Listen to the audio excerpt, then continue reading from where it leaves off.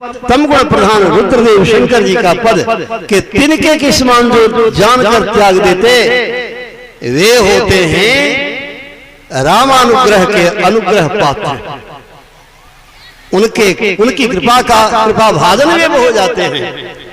इसीलिए संत पलटू ने कहा, धूल जैसो धन जाको शूल सो संसार भूल जैसो भाग देखे अंत कैसी यारी है, पाप जैसी प्रभुताई सांप जैसो सम्मान बड़ाई बिछुड़ जैसी नागनी सी नारी है, अग्नि जैसो इंद्रलोक विघ्न जैसो विधि लोक कीर्ति कलंक जैसी सिद्धि सी ठगारी है, ऐसी वासना में कोई जागी ऐसी मति सदा वाकी सुंदर कहता ही वंदना हमारी है। वे रामानुग्रह भाजन हो जाते हैं। तो दोनों का कहना एक है। त्रेता युग में भगवान श्री राम अवतरित हुए, 12 कला के अवतार तो वहां भी कहते हैं, और शब्द अपने को और नाम गोत्र से रहित। अब परमाराध्य भी यहां इस कलिकाल में आकर यही कहते हैं, निःशब्दम परमम पद शब्दातीत कहीं संत बखानो, क्षर अक्षर के पार है वही अगुण सगुण पर परम स्नेही, वही तुम्हार भी प्रभु रे भाई जहां तहां तब करें सहाई। वो क्या है? वही निःशब्दम परमम पदम। हमारा आपका आत्मस्वरूप भी वो क्या है जानने के लिए, कहने के लिए तो कभी थर्मामीटर लगाकर गर्मी का पता करते, कभी एथेस्कोप लगाकर शब्द का पता करते, चेतन है कि नहीं है पता करते, नहीं है तो डेढ़ बड़ी साबित हो गया। परंतु स्वरूप हमारा आपका भी वही स्वरूप,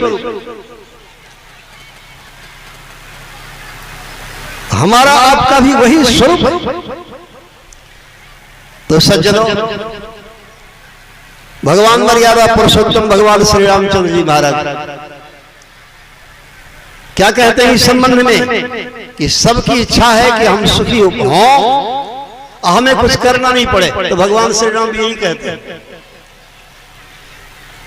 भगति करते नहीं कछु के प्रयासा, भगति करते नहीं कछु के प्रयासा। ईश्वर भक्ति करने में कोई प्रयास करने की आवश्यकता नहीं। भगवान श्री राम कहते हैं, भगति करत नहीं कछु के प्रयासा, संस्कृति शूले। इस भक्ति के लिए कुछ प्रयास करने की आवश्यकता नहीं। करने की बात तो छोड़िए, प्रयास भी करने की आवश्यकता नहीं है।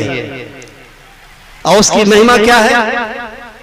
उस भक्ति से संस्कृति शूल अविद्यानाशा।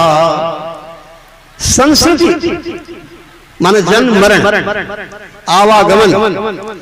आवागमन का जो शूल है, पीड़ा है, व्यथा है, संस्कृति शूल जो सुने परमाराज जी कहते हैं कि आवागमन सब दुख दूजा है नहीं जग में कोई, ऐसा शूल कुछ और है ही नहीं, ऐसा दुख कुछ और है नहीं।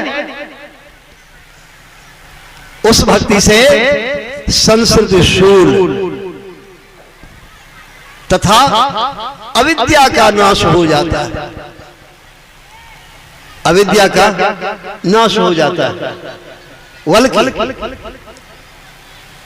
ऐसी भक्ति करने वाले महापुरुष होते हैं, वो जहां रहते हैं वहां अविद्या नहीं व्यापती है।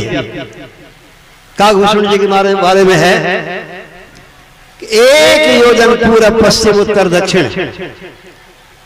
कागभूषण जी महाराज जहां नीलगिरी पर्वत पर रहते तो वहां अविद्या नहीं व्यापती।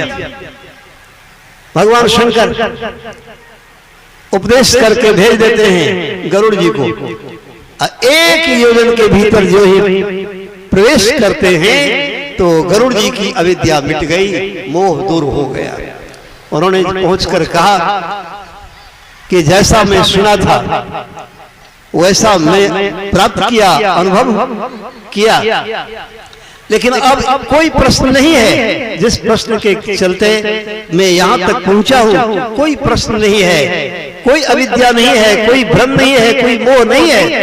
अब एक प्रश्न यह है कि आखिर यहाँ पहुंचते पहुंचते हमारे सारे मोह कैसे मिट गए, हमारी अविद्या कैसे मिट गई। अब यही एक प्रश्न बच गया है, अविद्या नहीं है।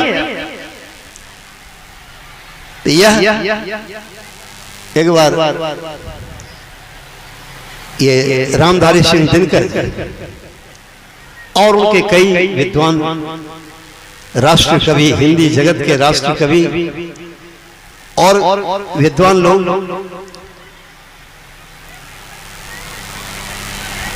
भागलपुर टीएनबी कॉलेज परिसर और उसमें एक दीक्षित,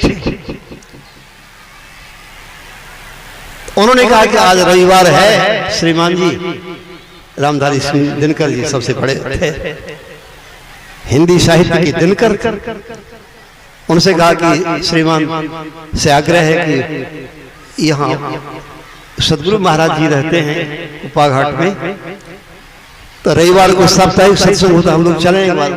आज मौका रविवार है, बैठे हैं, चलें। तो उन्होंने कहा कि हमें चलने के लिए कहते हैं आप, तो हम महर्षि जी से प्रश्न पूछेंगे, प्रश्न करेंगे, तो हमारे प्रश्न का उत्तर वे देंगे क्या, देंगे।